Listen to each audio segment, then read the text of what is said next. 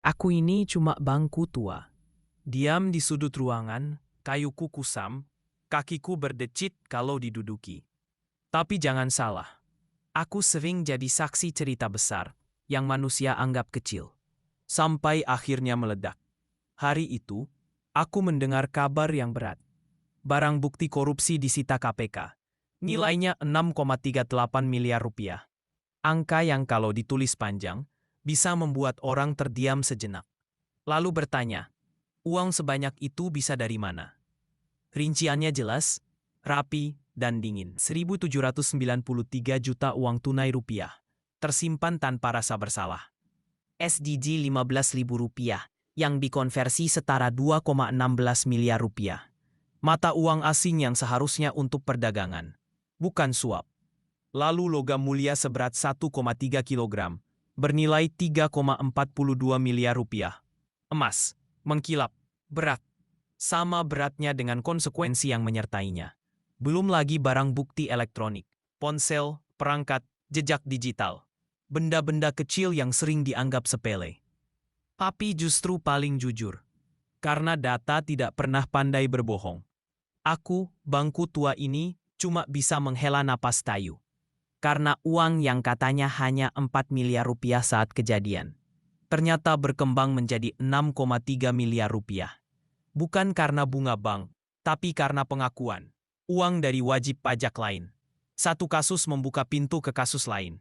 Begitulah korupsi bekerja, selalu berlapis. Lalu disebutkanlah nama-nama itu. DWB, Kepala KPP Madya Jakarta Utara. AGS, Kepala Seksi Pengawasan dan Konsultasi. ASB, Tim Penilai.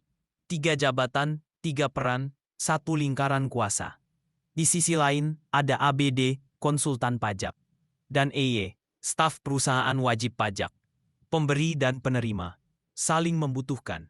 Tapi lupa bahwa hukum tidak pernah tidur. Ia hanya menunggu. Mulai 11 Januari hingga 30 Januari 2026, mereka ditahan. 20 hari pertama di Rumah Tahanan Negara Cabang Gedung Merah Putih KPK. 20 hari yang mungkin terasa lebih panjang dari karier yang mereka bangun bertahun-tahun. Kasus ini juga unik. Terjadi di masa transisi hukum. Maka dipakailah UU Tipikor lama, berdampingan dengan KUHP baru. UU nomor 1 tahun 2023. Lama dan baru bertemu di satu ruang.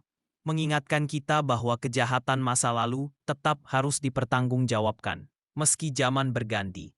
Yang membuatku bangku tua, sedikit berharap adalah bagian akhirnya.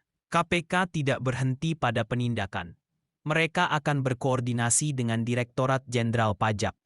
Bukan sekadar menangkap orang, tapi memperbaiki sistem. Karena kalau sistemnya bocor, mengganti pemain tidak akan pernah cukup. Aku ini bangku tua. Tak bisa berdiri, tak bisa berteriak. Tapi aku belajar satu hal dari cerita ini. Korupsi bukan soal angka, tapi soal kepercayaan yang dikhianati. Dan setiap kepercayaan yang rusak selalu meninggalkan bekas. Di negara, di rakyat. Dan pada akhirnya, di diri pelakunya sendiri. Aku tetap di sini, menunggu cerita berikutnya. Semoga suatu hari yang kudengar bukan lagi daftar barang bukti, melainkan daftar perubahan nyata.